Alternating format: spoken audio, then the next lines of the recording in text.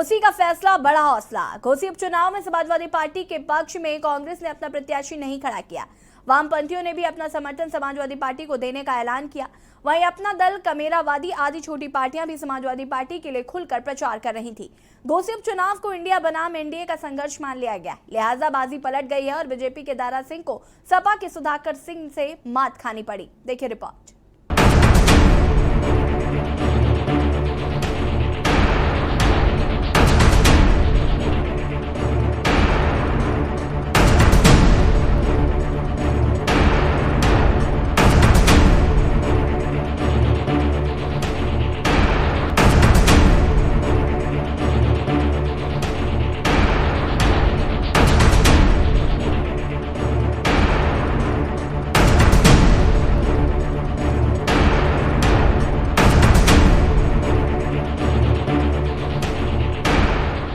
पहले योगी सरकार में दारा सिंह कैबिनेट मंत्री थे और उनके पास वन एवं पर्यावरण जैसा महत्वपूर्ण विभाग था।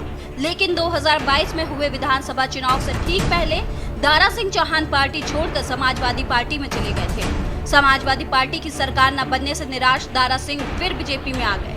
उन्हें बीजेपी ने घोसी से टिकट दे दिया। दरअसल यह सब इतनी जल्दी में हुआ कि दारा सिंह के समर्थक आम जनता को यह पता ही नहीं चल पाया कि कब वह समाजवादी पार्टी से बीजेपी में आ गए। कहा जा रहा है कि बीजेपी को उन्हें लोकसभा चुनाव लड़वाना चाहिए था, ताकि कुछ दिन बीजेपी के झंडा बैनर लगाकर उन्हें क्षेत्र में घूमने फिरने का मौका मिल गया होता। आपको बता दें कि 2009 में दारा सिंह ने बीएसपी से चुनाव लड़कर लोकसभा पहुंचे, लेकिन 2014 में बसपा के टिकट पर लोकसभा पहुंचने से वंचित रह गए। आखिर सियासी रुख भांपने में माहिर दारा सिंह ने 2015 में भाजपा ज्वाइन करी। 2017 के चुनाव में पार्टी ने मधुबन विधानसभा से टिकट दिया और विधायक ही नहीं मंत्री भी बने। हालांकि उनसे 2022 में सियासी तापमान भांपने में गलती हो गई। वो समाजवादी पार्टी से विधायक तो बन गए, लेकिन मंत्री बनने से रह गए। 2017 के विधानसभा चुनाव में बीएसपी ने अपना कैंडिडेट एक मुस्लिम प्रत्याशी अब्बास अंसारी को खड़ा किया था, जिन्हें करीब 81,000 वोट मिले थे। इस बार उपचुनाव में मुस्लिम वोट बांटने के चांस ही नहीं थे, क्योंकि किसी भी दल ने मुस्लिम कैंडिडेट उतारा ही नहीं था। समझा जाता है कि मुस्लिम वोट एक मुस्त समाजवादी पार्टी के प्रत्याशी सुधाकर सिंह को मिले हैं। नगर विकास एवं बिजली जैसे महकमे को संभाल रहे अरविंद शर्मा से नाराजगी भी बीजेपी को वोट न मिलने का कारण बताया जा रहा है। आईएएस से नेता बने अरविंद शर्मा भूमिहार बिरादरी से आते हैं और मऊ जिला ही उनका होम टाउन है। अपने ईमानदारी के लिए प्रसिद्ध अरविंद शर्मा इसी के चलते कभी नरेंद्र मोदी के बहुत प्रिय रहे हैं। उन्हीं के आशीर्वाद के चलते अरविंद शर्मा की एंट्री भी राजनीति में हुई थी। सरकार में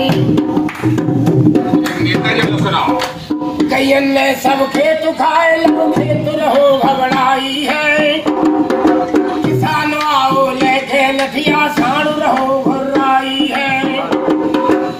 कि सरकार के मंत्री वोट नहीं दिला सकते हैं।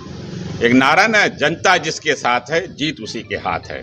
जनता अखिलेश जी के साथ है, जनता गरीब किसान नौजवान सुधाकर के साथ था। ये घोसी के मतदाताओं ने बहुत बड़ा फैसला लिया है। उन्होंने सिद्ध किया है कि जनता जो चाहेगी वही होगी। घोसी की जीत बीजेपी की उल्टी गिनती शुरू हो गई है और दिल्ली के चुनाव आने दीजिए। जो इंडिया गठबंधन बना इससे पहले दिन से लोग घबरा गए हैं, घबराहट का रोज उल्टा सीधा बोल रहे हैं। मैं अखिलेश जी को बधाई दूंगा कि जिस गठबंधन को उन्होंने बनाया है उसकी जीत की शुरुआत उत्तर प्रदेश घोसी से अखिलेश जी ने कर दी है। आपको बता दें कि इस बार के उपचुनाव में अखिलेश यादव सक्रिय रहे तो मुख्यमंत्री योगी ने अंतिम समय में मोर्चा संभाला। इससे पहले उल्टा होता था, बीजेपी की पूरी मशीनरी उपचुनाव में लगी होती थी और अखिलेश यादव नदारत रहते थे। बहरहाल रामपुर और आजमगढ़ हारने के बाद अखिलेश ने इस बार घोसी उपचुनाव को प्रतिष्ठा का सवाल बना लिया था।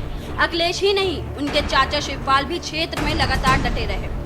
आमतौर पर समझा जाता है कि उत्तर प्रदेश में योगी आदित्यनाथ के चलते यूपी के ठाकुर वोट पूरी तरह से बीजेपी की ओर शिफ्ट हो गए हैं। कहा जा रहा है घोसी उपचुनाव में स्थानीय फैक्टर चलते ठाकुर वोट बीजेपी को ट्रांसफर नहीं हो सके हैं। दरअसल सुधाकर सिंह लोकल घोसी विधानसभा क्षेत्र के ही रहने वाले हैं, जबकि दारा सिंह चौहान पड़ोस की मधुबन विधानसभा के रहने वाले हैं। इसके साथ ही गोरखपुर आसपास के जिले में यह बात बहुत पहले से होती आ रही है कि योगी आदित्यनाथ दारा सिंह चौहान ओम प्रकाश राज पर दोनों को पसंद नहीं करते। ऐसी चर्चा आम रही है कि योगी इन दोनों नेताओं की बीजेपी में एंट्री चाहते ही नहीं थे। वहीं बीएसपी कैंडिडेट का न होना भी समाजवादी पार्टी की बढ़त में सहायक बने। दलित वोट अंतिम समय तक कंफ्यूज रहे कि किसे वोट देना है। चुनाव के अंतिम समय में मायावती का केंद्र सरकार पर हमलावर रवैया भी यह संदेश दे गया कि बीजेपी को वोट देना जरूरी नहीं है। स्पेशल डेस्क के न्यूज इंडिया।